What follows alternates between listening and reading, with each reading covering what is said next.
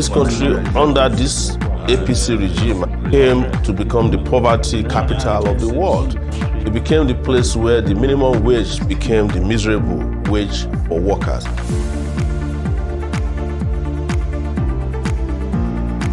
But if you think about Nigeria itself, it's an open prison.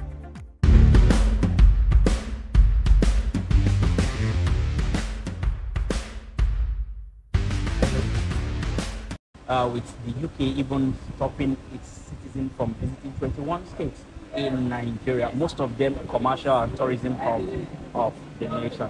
There is IMN members' protest going on in Abuja almost on daily basis now. There is the Ruga issue settlement that has not been concluded. There are issues of cultism and other clashes all over the country. What's your take on, because the government has said that they have been able to technically douse the security issue and overcome. What's your take on this claim by the government? Well, you cannot use propaganda to solve major problems like security, because they come up and surface on a daily basis in different parts of the country. I know that in about 25 states in Nigeria, there's active internal crisis. Either they are headsmen displacing farmers, or you have Boko Haram actively killing and taking over territory in the northeastern part of the country. Even during the Civil War, not as many senior military officers were killed as we have now. From what I heard, but a lot of military officers are getting killed by Boko Haram. They are kidnapping, they are general crime. But not to waste our energy and saliva on those people. But faced with an incompetent government, they don't have any solution to this problem. And they just keep lying to the Nigerian public that they have found a solution to the problem. Those of you who are killing I say this to people who are killing themselves over how to label the crisis of security in the country, not to waste their time using buzzwords, Fulani headsmen. They just found out that Ondo State government had hired Fulani headsmen to be carrying out, security and vigilante activities. That tells you something, that the official state security apparatus are broken down. And that was what we're saying in 2019 during the election. That instead of wasting your time just discussing security, just fire the commander-in-chief of the Air Force, because he's failed in his duties. But you see, he came back. And before you could say Jack Robinson, Zamfara is in crisis. The whole of the Southwest is under siege. The Southeast is also under siege. Kidnappers are roaming, really armed robbers. So, it's an insane amount of security challenge for the country. So if you had been president, what are the solutions you would have preferred to bring all of these things to a halt as quickly as possible? I would have fired all the generals who are in the military. Told the IG of police that you are in a revolving door. I give you 2 weeks, you can't solve the problem, another IG comes in. Until we find the IG that knows how to do his job. And when I said it, people were shouting. But imagine what Buhari did.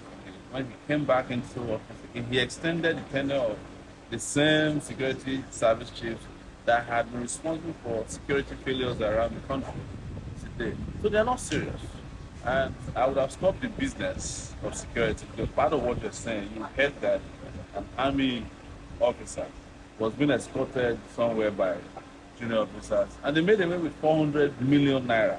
That tells you that this business of security is big business. They're probably just stealing the money meant for procuring arms, feeding troops that are on the front lines, and the result you get is this state of siege. In Nigeria today, probably more people die every day of violence, conflict.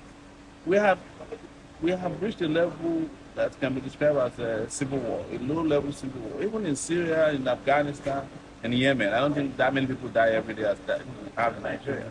All right. Away from the security issue, during election, you proposed the 100,000 naira minimum wage for workers, and after that, the 30,000 naira minimum wage was approved by the federal government. But there are still back and forths with the issue of trust and the desire to settle grey area, especially for senior cadre staffs whose salary ought to progress accordingly in percentage wise. What's your take on the whole imbroglio in the work? They were never interested in even increasing the minimum wage. It was the campaigning that we did at that time that forced their hand to do it, because it became a campaign, an election issue. It has never been their interest to pay workers. They are more interested in paying themselves. As you know, there was a senator the other day who was whining that 8.5 million naira is not enough for him per month. That was their first allowance. But you have workers who work from 9 to 5 p.m. every day, or 8 to 4 p.m. every day. They go to work sometimes on weekends, and you are paying them, you propose to pay them 30,000. But you decided to pay level 1 to 6. Those levels are almost non-existent within the workforce. It has to go all the way to the end. We had proposed at that time that would have gone to level, I think, 14. The two other levels we would have reviewed, because when you look at the disparity between those levels, there's a big gap. So, and the number of government workers within level 16, I think 14 to 16 or whatever that was, weren't that many. So we would have taken care of the problem. We had resolved how we're going to get money. We had resolved how the money would be allocated. I would have saved a lot of money from wastages, corruption, innovative ideas that we're bringing to bear on the economy. And we would have been paying workers 100,000 naira by now without betting an eye. But these guys, again, have no idea how to do this. But most importantly, they have no intention to pay workers. They're not interested in paying workers. I think, the general perception up there is that when you pay workers a certain amount of money, it makes them demand more. Lastly, the general economy has been on it. That is, we've been losing a lot of money, and a lot of foreign direct investment are pulling out of the system. The stock exchange always ending up in red instead of green. What's your take on the whole issue that has been the bane in the economic sector generally? It's very simple. Security is one major reason why anybody needs to invest in any country. We failed completely in that regard.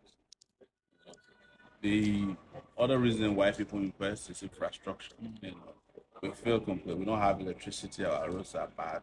We don't have ability to move goods and services around the country. We have 200 million people who are just trapped in this place. So the figures that you get sometimes saying that the economy is improving, inflation has reduced, they are all manipulated. You knew, I think you heard about a month or so ago, that the central bank lost 500 billion. 563 billion. And they were trying to cover it up. If we hadn't... Nigeria, they use leaders of Nigeria, they use radio where they turn the knob.